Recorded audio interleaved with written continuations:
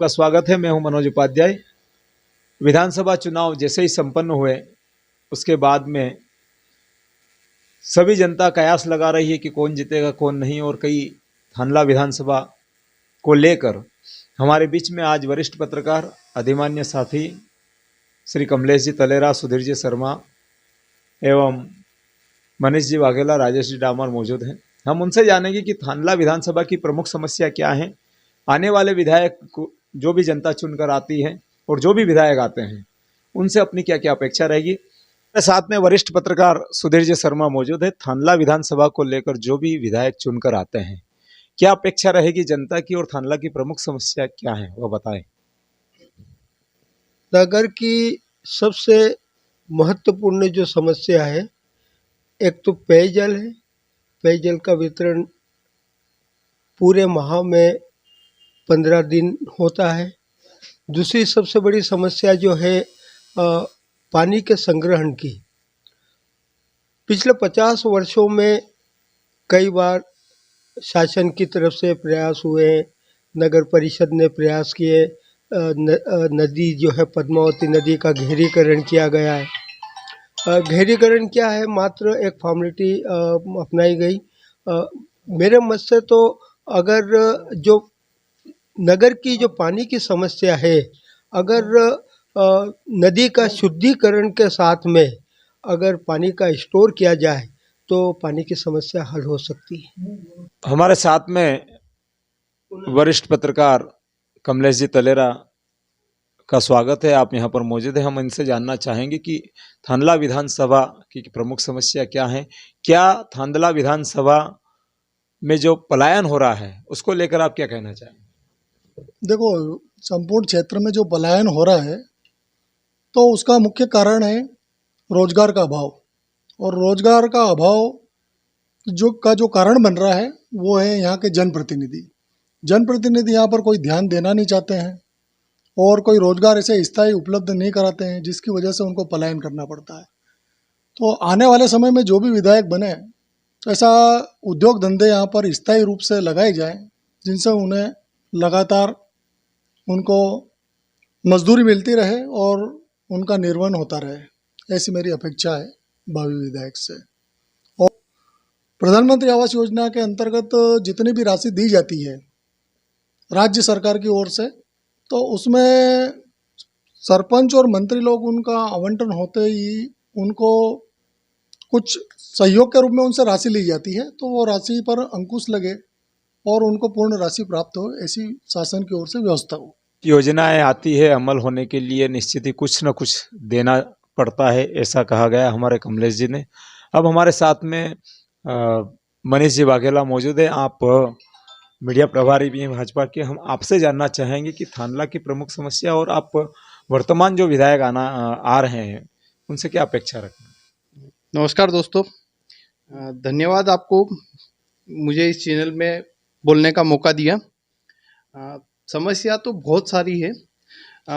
एक समस्या इतनी विकराल है, आप शिक्षा के माध्यम में आज आप भी जानते हैं कि अगर बच्चा 10वीं पास करने के बाद भी वो बाहर पढ़ने के लिए जाता है, तो कुछ इस तरह की डेवलपमेंट पढ़ाई के बारे में यहाँ पे हो जाए तो जो बच्चे हैं गांव के हैं, शहर के हैं, वो बाहर पढ़ने नहीं जाए और यहाँ पे ही उस तरह की डेवलपमेंट मिल जाए तो बहुत उचित रहेगा। कोई अच्छा शिक्षा के इंजीनियर कॉलेज है या फिर और भी कृषि कॉलेज। और दूसरी बहुत बड़ी समस्या है, जो भी जीते, एक तो ये एमजी रोड का ट्रैफिक व्यवस्था, कृपया कर उस ट्रैफिक व्यवस्था का सुधार कैसे भी हो जाए। धन्यवाद। थानला विधानसभा की कोई ऐसी कोई ज्वलंत समस्या है जिसको लेकर विधानसभा के जो भी चुने गए प्रत्याशी विधायक बन रहे हैं, सबसे पहले उन मांगों को अपन क्या रखेंगे बताएं? यदि देखा जाए तो थानला विधानसभा में 59 पंचायतें हैं, वहीं मेघनगर में भी 59 पंचायतें, एक बड़ा विधानसभा क्षेत्र है।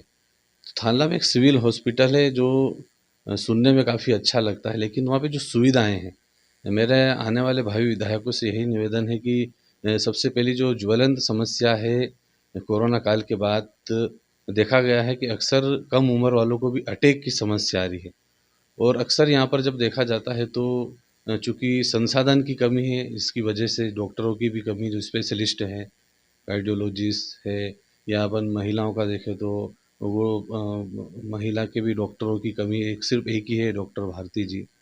वहीं कार्डियोलॉजिस्ट, हार्ट स्पेशलिस्ट डॉक्टरों की कमी है। तो मेरा यही निवेदन है कि जब से ये कोरोना काल के बाद ये स्थिति बढ़ने लगी, तो यहाँ के भावी विधायकों से मैं यही कहना चाहूँगा कि यहाँ जो विशेषज्ञ डॉक्टर है, सबसे पहले उनकी, चूँकि इतना बड़ा अस्पताल बना है, तो अस्पताल बड़ा बनाने से कुछ नहीं होता, उसमें विशेषज्ञ होना चाहिए ताकि इस क्षेत्र की जनता को उसका लाभ मिल सके। साथ ही ऐसी कई समस्याएं शिक्षा से जुड़ी, यदि हम माने तो शिक्षा का बड़ा स्कोप आप बनाएंगे, बड़ा कोई प्लेटफॉर्म बनाएंगे, लेकिन वहाँ पर स्पेशलिस्ट जो है, टीचर या उसके विशेषज्ञ वो हो तो उसका कुछ अर्थ होगा, नहीं तो वो उसका उपयोग बिल्कुल अनर्थ हो जाएगा। अभी आप सीएम राइस है या पीएम राइस स्कूल में यदि गेस्ट फैकल्टीज़ की पूर्ति करते हैं, तो गेस्ट मतलब गेस्ट होता है। आप इतना खर्चा कर रहे, 35 से 40 करोड़ का खर्चा कर रहे, तो आप उसके लिए भी ऐसे स्पेशलिस्ट टीचरों की भर्ती करो जो वाकई में यहाँ की शिक्षा के स्तर जो बिल्कुल निम्न स्तर तक पहुँच चुका है वो बढ़ सके, और यहाँ के जो ग्रामीण क्षेत्र के लोगों को उसका फ़ायदा मिल सके।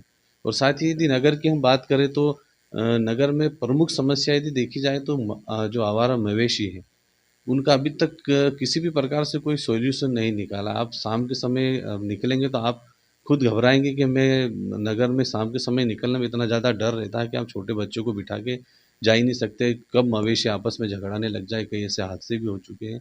मवेशी को, आवारा मवेशियों को संग्रहण करने की एक वाहन भी बनाया था, लेकिन वो समझ में नहीं आ रहा कि समस्या का निराकरण आखिर होगा कैसे।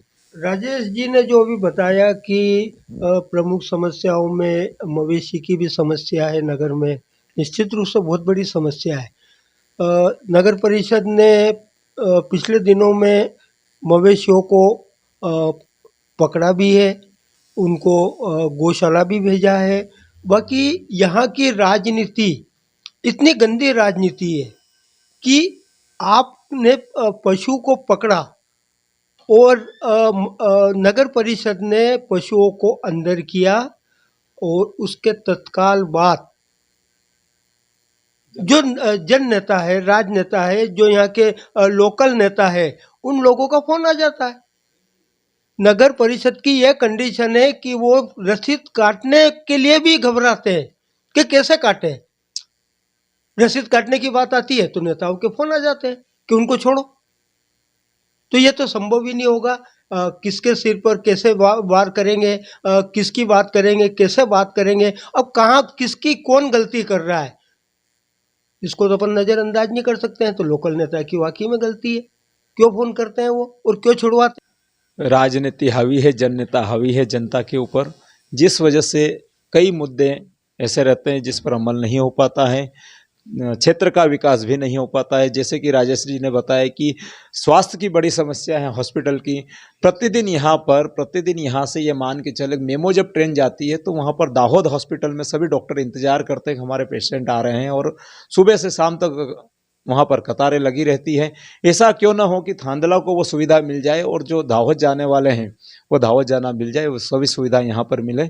इस प्रकार से हम चाहते हैं कि थांदला विधानसभा में ऐसी सौगातें विधायक दें ताकि उनसे वो पुनः हम राजेश जी को और चलना चाहेंगे। राजेश जी, आप कुछ कहना चाह रहे थे? देखिए, एक सेंट्रल गवर्नमेंट की समस्या है, लेकिन हमारे क्षेत्र में आती है, चूँकि क्षेत्र के जनप्रतिनिधि सांसद भी अपने यहाँ से हैं और विधायक भी चूँकि इस क्षेत्र के हैं, तो मैं उनसे कहना चाहूँगा कि थांदला रोड जो कि आप सभी जानते हैं, वाकिफ़ हैं कि ओवर ब्रिज या अंडर ब्रिज यदि उस वहाँ पर बन जाए, रेलवे फाटक है सजेली का, काफ़ी हादसे वहाँ पे हो चुके हैं। अभी कुछ समय पहले भी वहाँ पर एक ट्रक दुर्घटनाग्रस्त हो गया था। उसके पूर्व भी एक एक्सप्रेस गाड़ी से एक ट्रक ब्रेक फेल होने की वजह से दुर्घटनाग्रस्त हो गया था। तो बड़ा हादसा हो उसके पहले प्रशासन जागे।